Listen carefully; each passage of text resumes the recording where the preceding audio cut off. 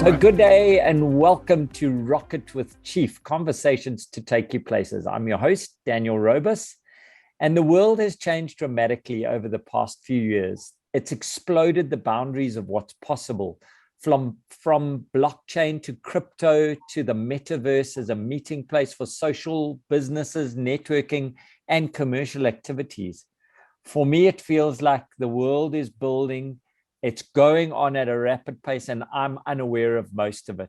So as usual, I've cheated and I found experts to talk me through it.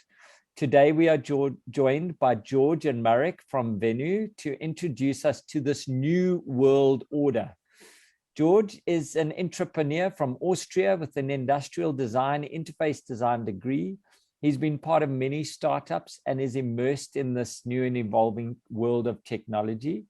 Marek, who is the heart and soul, the co-founder of VENEW and NAF Art Fair, NFT Art Fair, with a degree in finance, balances out the team.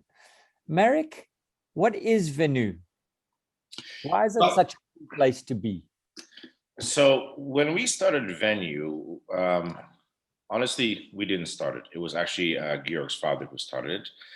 And we thought we were like the forefront of how meetings and 3D meetings can take place.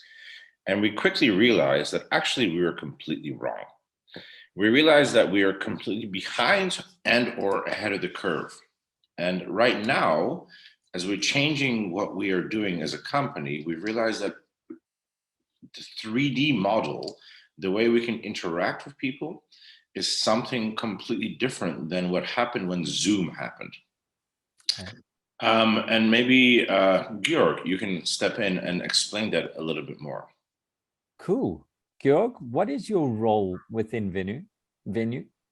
Yeah, so I basically come from a background in UX and UI design. I've been in the By the way, just to stop to Georg a second, it's VENEW. It's a new VENEW. Yeah. Okay, go.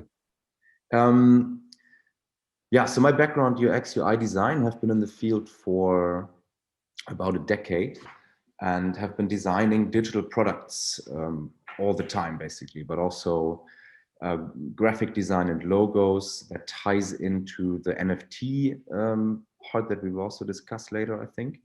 Yeah. And yeah, for me, it's always important to build digital products that really create value for people, that are really usable. And then my father comes in, who Marek mentioned, who has this long history in 3D design, rendering, building products in 3D. And this is now really the skill that is coming up to be some really important skill for the future, apparently, with the whole metaverse coming up and people getting the idea of how can we interact within virtual spaces, how can we basically walk into the internet, how can we make that happen? And obviously the gaming industry is pretty far ahead with these kind of technologies. But now when businesses are starting to have an interest in that, that's how we have to or that's where we have to find ways to transform what's happening in gaming into a more business related use cases. And this is really where our skills as the three people we just mentioned come in. So my father with all this 3D virtual experience, me with building digital products, user interface design, knowing where to place the buttons, let's put it like that. And then Marek with his long IT tech business history. So I think this is the parts you need as well to build a product like that. Okay, so I'm, as I said twice now, a little bit overwhelmed. And when we get to NFTs and an art fair, that's going to really blow my mind. How does this fit into the metaverse versus blockchain versus cryptocurrency, Marek? Well, so the idea actually was born by a friend of ours who comes from the crypto world. And he said, okay, so you guys are doing like this digital twin stuff. you're doing meetings, you're allowing people to, explore the world from a digital perspective. Why don't you put art into the actual venue, the venue that you produce? And why don't you take that art and 3D scan it and create something once you 3D scan it as an NFT, so that people can actually buy the NFT, wow, which is what they can do, but also buy the physical art. Why don't you help artists? And we discussed this earlier, you and me actually. Why don't you help artists to actually break the chain of being part of a gallery, or break the chain of being part of just a community where you're located only in a physical sense? So we thought, yeah, we can maybe do that, and that's where this whole NFT art fair came about. Wow. That's quite amazing. We were talking actually about Basotho art and how we could get it from South Africa into the world.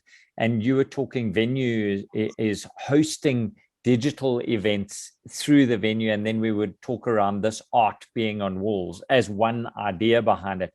But what is proliferated VENEW getting off the ground? What are people trying to achieve before we even get to the NFTs? What are you doing? You've spoken around this venue that you've created. What is that? Well, actually, what it came from is medical tech, to be quite honest. We were trying to teach doctors and people in the medical tech profession how to use medical tech products. Yeah. Okay. So the whole idea is, how can we interact virtually within virtual spaces in like 3-dimensional virtual rooms? And like Marek said, the first customer we had is a medical tech company, and they have all these very difficult products and processes and so on. And they were looking for ways, how can we make our range of products in a way more accessible? How can we help our sales team? How can we open this up to the world and don't have to fly everybody into a specific building, which is the only place where we can actually, showcase the products and also train potentially doctors and learn from them, because this is also how they would then create new products. Okay. And so the question was, can we do that somehow virtually? And we were working on that. So putting all these products into a 3-dimensional space, trying to figure out technically how can people log into that and then somehow interact with each other. And that is really at the core of what also the whole meta. Maybe you can actually show that. Is that possible? Wow. I don't know. Can you show it? Can we do that? So for our audio customers, we are going where no demo should ever go, which is off the cuff. We're going to be seeing, having a look at this virtual world, which will be outstanding. And this must have just been accelerated by a global lockdown. People, we don't stop commerce because we can't fly. We find other ways to commercially interact. Is that what you're doing now, Marek? Yes, and what we've realized as well is that, so I spent 20 years in corporate IT. I used to fly to Turkey or to Russia or to Dubai for a lunch. And I realized that after 20 years of doing that, and my loved ones hating me for the fact that I was just gone, and the fact that green IT was something accessible, we realized that we can actually do this in a green way. So we don't need to fly. We can just show the actual thing that exists. We don't need to go to that meeting. And Zoom accelerated, as you said, or Teams or Cisco Meets or Microsoft, whatever. But people are not going to go back to the usual travel cycle, because people will go back to traveling as humans. But business meetings are not going to be the same as they were before. And we are trying to find a way, and we have many customers now, to allow people not to always have to, spend their time in a hotel, to go with their car, to go with a plane, et cetera, et cetera, et cetera, so they can actually do it more effectively. Yeah, and you're absolutely right. So the pandemic obviously accelerated that for us. So as I said, we were working together with the company, trying to figure out interaction in virtual spaces, and then the pandemic hit. And then there came in that what Marek now described, the problem that you couldn't do any meetings anymore, like that you couldn't do it in real, in a physical way. So then from what before was just, a trial phase, we have enough time, all the time in the world to figure out how we can make it happen. It became a demand and it needed to happen now. And it was a real need, and not only for that customer, but for many customers, obviously. And then we saw a lot of online event companies popping out of the ground. And so we jumped on that train with the technology we had developed so far, which is virtual spaces where people can come together. So we've built the necessary features to, to make events happen within it, have an agenda, stream videos, live streams into our spaces, and so on. And that's how we basically became an online events company for about a year, which went well. But then by the end of the year, which is last year, we had a lot of talks in between the founders, and looked at what we had done so far, looked at our customers, talked to our customers throughout the year, obviously, and then decided to go back to our core, which is really this virtual spaces. And online events is like one use case of that. And maybe that brings us then to the big next step, metaverse. What is this, and how do NFTs play a role in that?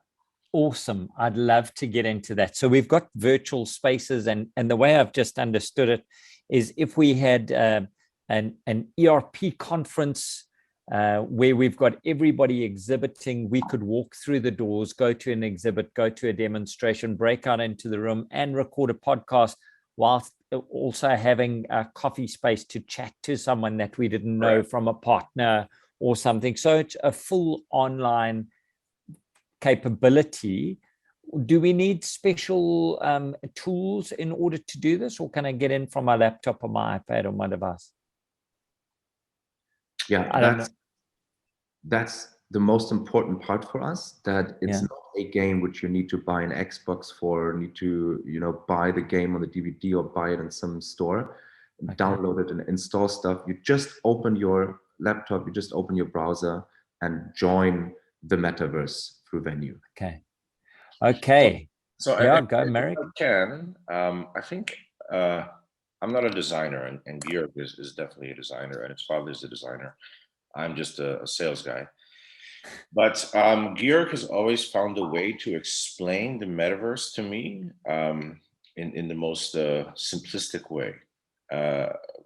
Perhaps, Georg, you can explain what the metaverse actually potentially is, because I spent a lot of years of my life selling cloud computing.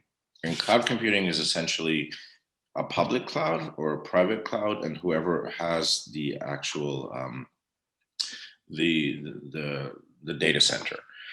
And the metaverse is something which is yet still to be explained, and I think Georg explains it in the best way. Right. There's no pressure, Georg. Go. Thanks for the credit. I'll have to try to remember the words I used. So the way we understand it, and Marek is absolutely right, the metaverse is a term that is now being thrown around, and there is a bunch of interpretations for it, and it's yet to be really defined what it will actually be.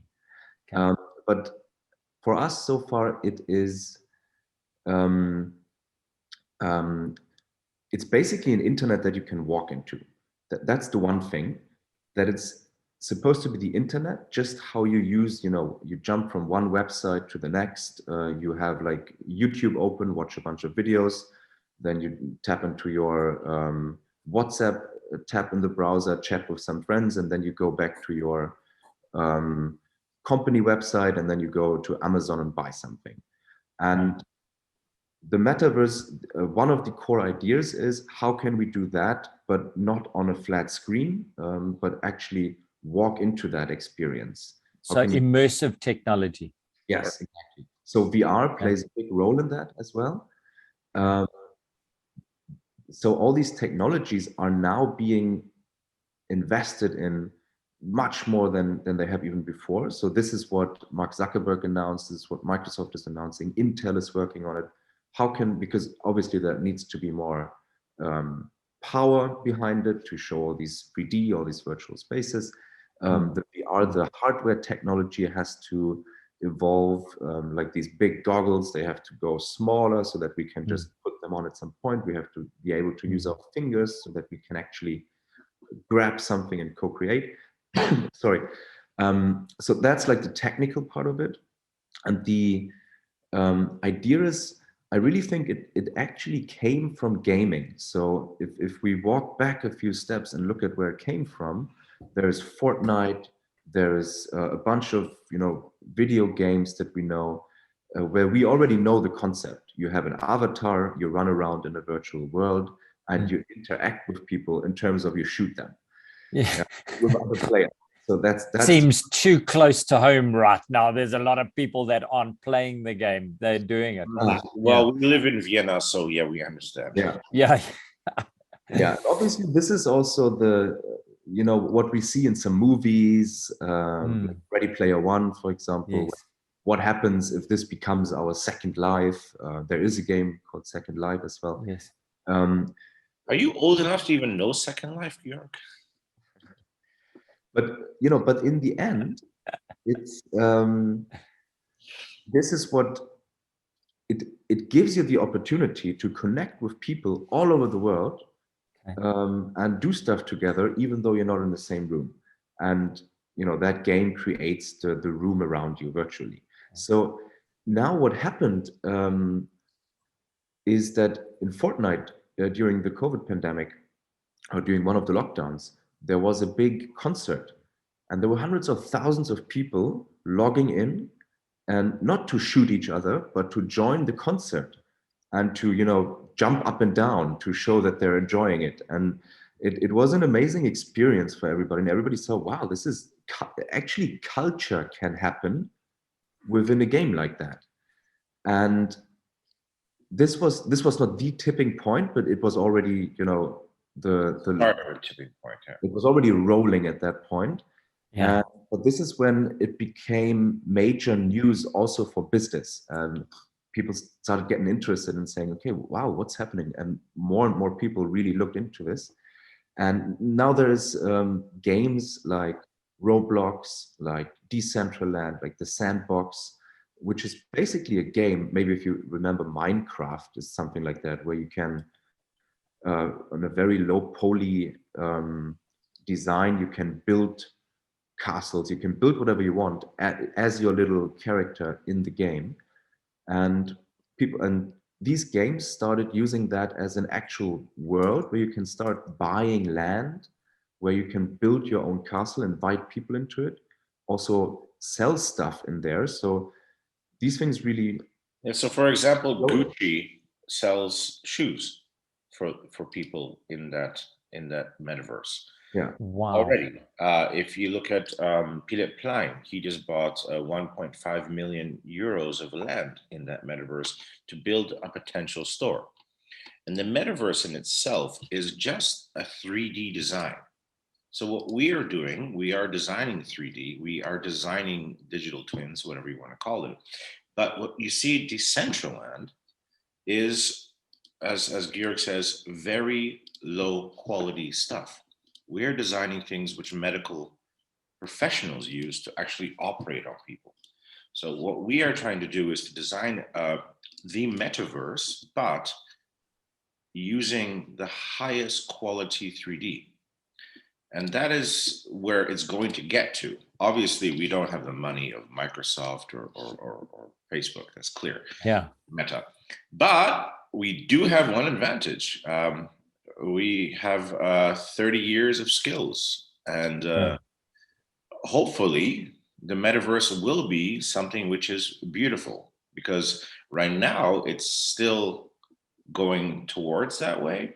If you look at games, but of course, if you look at games, you have to have the actual Xbox or whatever it is, or download it. We want to do it so that everybody can access it. And that's one of the things that we want to do with this art fair, is also to give people the ability to take their art and move further using like a really high quality 3D, because in the end, an artist in South Africa or Nigeria or Cuba or whatever it is needs to be able to upload their art and show it in a beautiful way. And we want to show it in the venue and help them not be restricted to just their physical location or just their gallerist. We want to give them a marketplace for the future. And we still don't know exactly what we're going to do. Yeah. Honestly speaking, we are just a young company, and there's many ideas, but we're trying. Exactly. That's so awesome. That's so awesome. You know, I just Googled Ariana Grande's Fortnite concert, 12.7 million live attendees. That fills a concert venue a couple of times. So if you've got an art fair that's getting 10% of that, that is much more than feet through the door from a gallery perspective.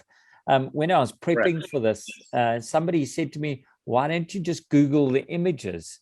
And I think, Marek, you just touched on that. I want to dive into that. Why couldn't you just Google the image? What is different about an art fair in this virtual kind of world? What do you want to get to? What's the aspiration? Well, the aspiration, honestly speaking, is to protect the artist. So right now, an artist, if they sell their art, they sell their art one time. The difference between an artist selling their art one time and what the blockchain can provide is something called the smart contract.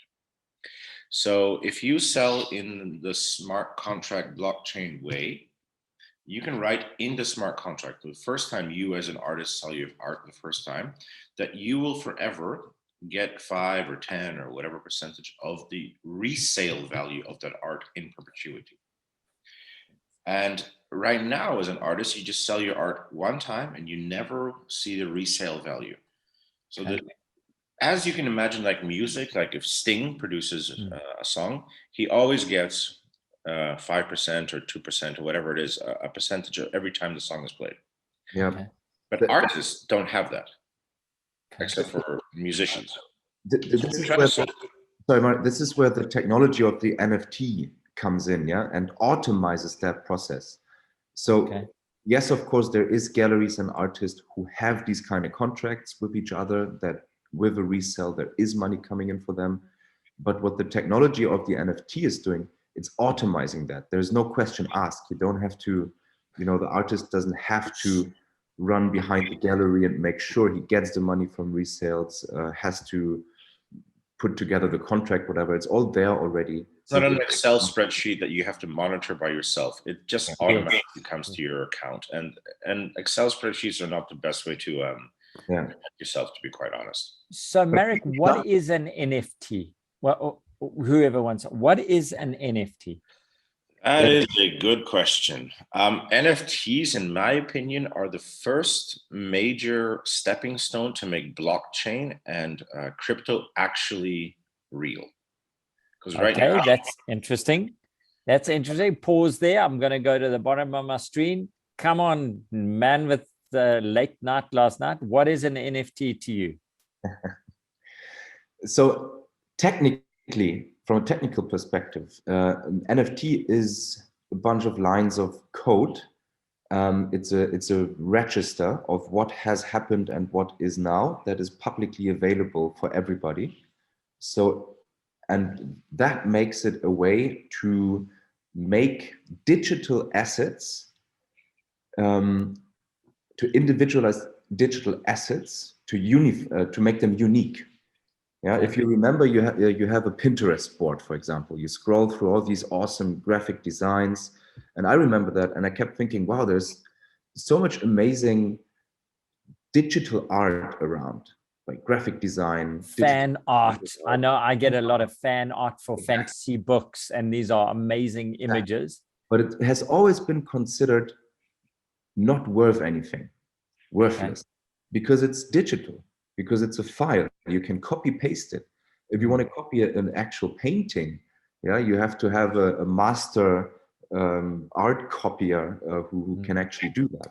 A file you just send with your email to someone, or you take a screenshot, and now there's 2 of those pictures. So everybody always considered that worthless. But now with NFTs and the blockchain, meaning you can say this exact file was created by that person, is owned at this moment by this person, has been sold for, and nowadays these things get sold for millions of euros at that point of time. And the reason why it's being sold for millions is that now a digital asset can be unique. And it's the same thing as in the art world. It's the story around a collection, around an artist, around an art piece that builds up. And then people who just buy into it, who believe it, who like it, who buy it. And then the price just kind of, gets up, and boom, there's a value. So with the NFTs, we have experienced something which is amazing, because there was a value being created from something that was worth nothing just a year ago. And now there's digital assets that are worth tens of millions. And yeah, the thing is really just the NFT technology and blockchain, that you can basically look into the register, who created it, who owns it, and so on. And it's public to everybody. So there's a saying which says, never ask a barber if you need a haircut. I'm going to ask Marek a question like that.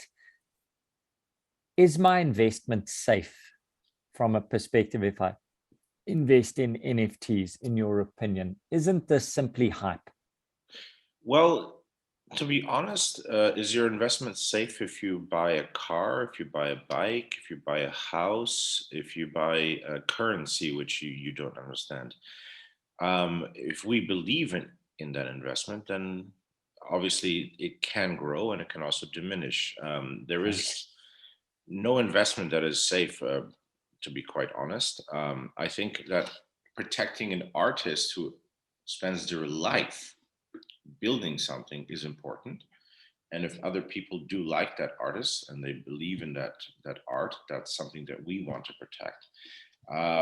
But is your investment safe? Well, honestly, I am not a stockbroker, and I would say your investment is only safe if you believe in the people you do business with. And this is not simply hype in your mind. This is here to stay, and we're changing the world through this. Well, this is a new art form for sure, that will stay. Yes, there is a hype around it, so maybe it will grow a bit less, but it will stay forever now. This is a new art form. And this is only the NFT use case, digital art. NFTs, the technology and the idea behind it, will become important for the metaverse, for architecture, exchange assets virtually, digitally, because there's not just an NFT art piece. There can be like a protocol of attendance, for example, something like that can be an NFT. So there's much more of this technology that is yet to be explored. Okay, where do you see this market in 10 years, Marek? Where do I see this market in 10 years? Honestly, if you're asking me that question, I have to be very clear. I really don't know. I believe that protection of people, protection of art, protection of protocols of engagement, whatever it is important. Okay. However, honestly speaking, I think that I have a lot to learn on this market. And I think that's the reason we're having this podcast, because the more questions that you have like this is the more ways that we can answer it. Awesome. Georg, you can see you want to answer there. Where do you see this market going? What is happening here? Yeah, I actually didn't want to answer that one. I want to go back to a question from before. Sure. But for me, I think where the market is going, back to what I said before, that the technology, blockchain, NFTs, cryptocurrency is ever growing, and there's more to be explored and to be found out about it. And I think there is amazing stuff to come, and that's basically what I think. And I do believe in this idea of the metaverse and that it will play all into each other, because we were talking a lot about games now, but now art fair, for example, there is a use case that starts with the professional use case of how can we sell art in a virtual space. And you ask this question, why not just Google the picture? So maybe by answering that, I can also answer the where does the market go question.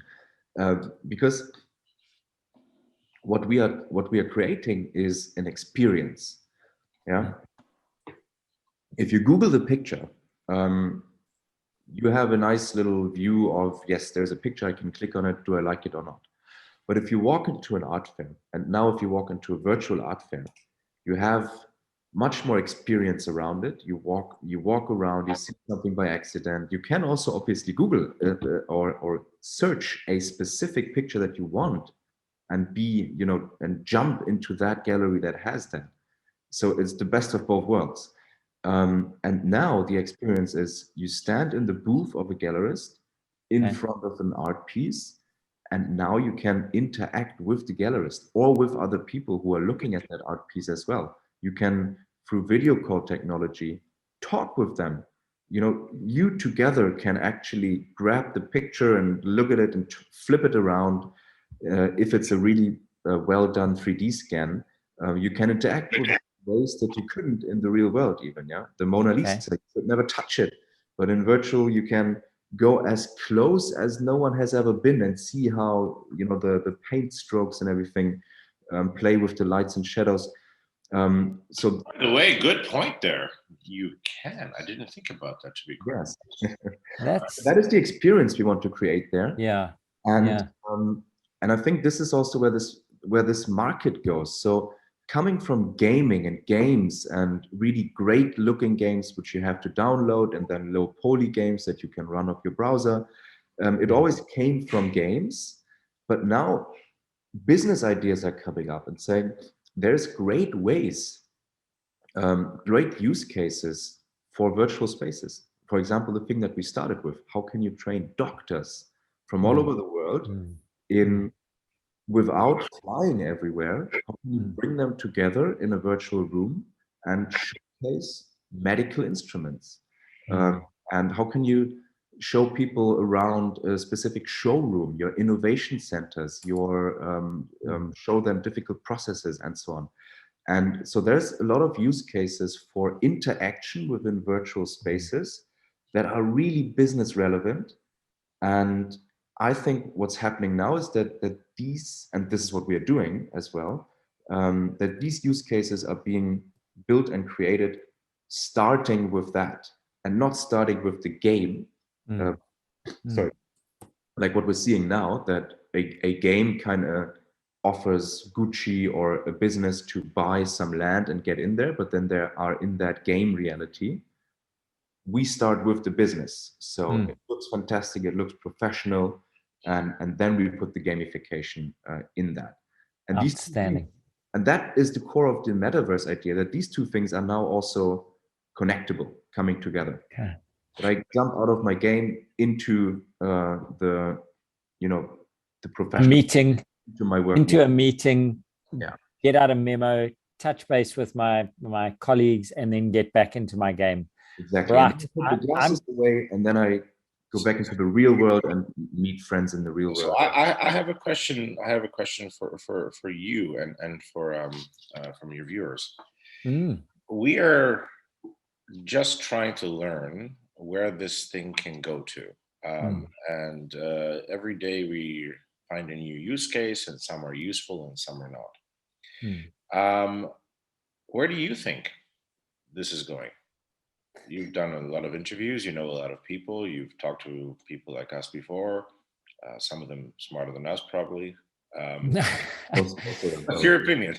That's a great question. I think that I've interviewed people about cryptocurrency, and I've interviewed people about blockchain quite a bit, and I still don't get it, how it can interact in my everyday and make me free from the shackles of where I've been. And when we start linking these things, I can start to see the golden thread that's extending my network in here. And I said something earlier, which was, or maybe I said it in my head, we should have done this interview in the metaverse. And it would have been, I could have shaken your hand and created that relationship that we had. We shouldn't be using this platform. We should have been using a different platform. So, well, I'll give you an offer. Mm. If this conversation is interesting to your viewers, Mm. we will make this interview in the metaverse, and we will show you what we are actually doing. Because we don't need to use a Zoom call for this. We can use the metaverse for this. And if that's interesting, my offer is there. That's outstanding. If we get more than 1,000 votes, I'd say let's do it. If we get more than 100 votes, let's do it. I want to ask you a question, Marek. What is a question that I haven't asked due to my lack of knowledge on this subject? Well, that's putting me between a rock and a hard place. I think the important thing that I would address here, and that's important, I think, for me and Georg, is what does this all mean for being more green and spending more time with your family and your friends? Because traveling around for business reasons can be just killed for using this use case. And I think that we should all think that, because I did 20 years of business travel, and I did it for no apparent reason except for that I had to go and fly to country X and go to airport and use taxi, et cetera, et cetera, et cetera. I think the more important question is, how can we make this more green? Because in the end, we shouldn't make this all green. And that question should be asked every time. Because the time I can spend with my girlfriend, Heidi, the time I can spend with my family, the time I can spend not being on a plane is more important than anything else. Wow, that's very good. Apart from asking you how to pronounce your name, Georg, I'd like to ask you as a final question, actually two questions in here. What mistakes have you seen people making when they're trying to get into virtual spaces? And that'll be my first question, and then I'd like to follow up after that. You mean businesses? Yeah. Or individuals? Yeah. No, businesses. So from my perspective, and that's really my individual view on it, I think they ramp up their technology with too many non-needed features in the very beginning, which just over complicates the tool they're offering. And also at this point, the technology is just growing better and growing better. And we have to experiment a lot with how can we use avatars? How can we use our hands? How do these things come into the virtual space? And then a lot of businesses already make that technology available, but it's not that good yet. So people use it, try it. It doesn't look good because it's just too much going on. Okay. It's too much to learn for them. So I think the mistake is just, shooting out all the possibilities that are already there, but not yet 100% evaluated and not yet really good. So what we're doing is we basically do it step by step, right? So you have to transition, because we're not built for the gamers. We built for, the businesses, the professionals, and so on. So you have to do the transition from flat website into this virtual space metaverse, and that goes basically step by step. Take the user by the hand and transition them into that. So we build virtual spaces, and we only have the few features you need that make sense. We don't have avatars yet. In the background, we're working on that, experimenting with it. What is the best way to do it? Is really this person cut from the waist down that we see in the Facebook advertisements and so on, is that really what it is or where it's going? Yeah. So start simple, but start. Yeah. And don't overwhelm. Start small, start simple, get going. Get Exactly. going, then get good. Okay, cool. I like that. Yeah, no, I think Georg is right. It's just about the user experience. So our biggest customer from VENEW is the United Nations. It was 80 countries from 80 different diplomats. They are the worst IT users that you can ever imagine.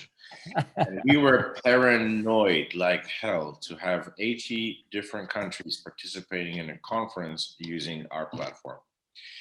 And what we learned is that actually, not me, because I'm the sales guy, but Georg has invented what is it called? An idiot-proof user interface where people can just click on things and it works. And I think, to Georg's point, it's just about letting people who don't necessarily know what the hell is going on use it very, very simply. The more features, the more you can, how do you say it properly? F up. I get that. To my father, Georg Brennwald, as well, who initially started the whole design for it, and then together we designed this. Yeah. Outstanding. Guys, this has been a really interesting chat. It's been, I think we may have to do a follow-up on this. I think we need to do it in a virtual space so that we can give the experience, certainly to me. But I want to thank you for starting this education process with us. Where can we learn more? What is your top 3 education places to go to on metaverse, virtual spaces, and NFTs? Go, Georg. Good question. That's a big question, my friend. Honestly, from my perspective, wow, that's a question that I don't even have an answer to. Marek, I think this podcast might be the step one, to be honest. Yes, absolutely. Come on, you got to give me somewhere to self-educate. Where do we go? Come on, well, Georg. So what Marek, we're going to do with the NAF platform, okay. and we can send you the link. It's the NAF Academy. And Okay. in the Academy, we are inviting speakers, and I invite you right now to be a speaker as well, and anybody you know, who is going to speak on crypto, on blockchain, on fine art, on trends, on the metaverse. And Okay. we're going to offer that as a free service to anybody who comes to our fair. And there will be in the metaverse speakers who are going to give that education, and we welcome you, your viewers, or anybody else, should they be an expert or as expert as we are, which is like, a little bit, not that much, to participate, because we want to start something called the NAF Academy, Okay. that people can actually be educated, because your question is poignant and real. We don't know the answer, so we're trying to actually start something that you can get an answer. Yeah, as the go-to place, if you follow any of the tech newspapers, tech blogs, startup blogs, you won't get away from metaverse and NFT at the moment. So, have your whatever Tech Radar, The Verge, on Medium, whatever tech channels you're following, you will learn about this. You can look into the existing so-called metaverses that I mentioned. So that would be Roblox, Sandbox, Decentraland. Those are these low poly virtual worlds where you can buy into already. That's interesting to have an eye on. And then and then the NFT marketplaces like OpenSea, but definitely the NAF Academy. That's really what we're trying to do there. Yeah, So we have we stole something. Obviously, every poet is a thief. And if you go to the NAF Art Fair Academy, the quote is, I'm reading it from my phone: "Have no fear of perfection. You will never reach it." And I love that. We're just trying to, it's Salvador Dali, it's not obviously me. And we're trying to educate ourselves and educate anybody who's willing to listen. Love it. Thank you, boys. You guys have been a gem, even when you're only on 8 cylinders. Marek, you've been fantastic. Tell Heidi we say hi. George, I still don't know how to pronounce your name properly, but I'm going to buy you a beer for that. Probably not in the virtual space. Come to South Africa. Come and visit us. Come and spend some time with us, educating our people. Otherwise, we'll meet you in the metaverse. From me, Daniel, I'm going to let these fine gentlemen get on with their morning and say thank you so much for being part of our podcast. Have an amazing day, and we wish you peace and happiness. Thank you, sir. Thank you, Daniel.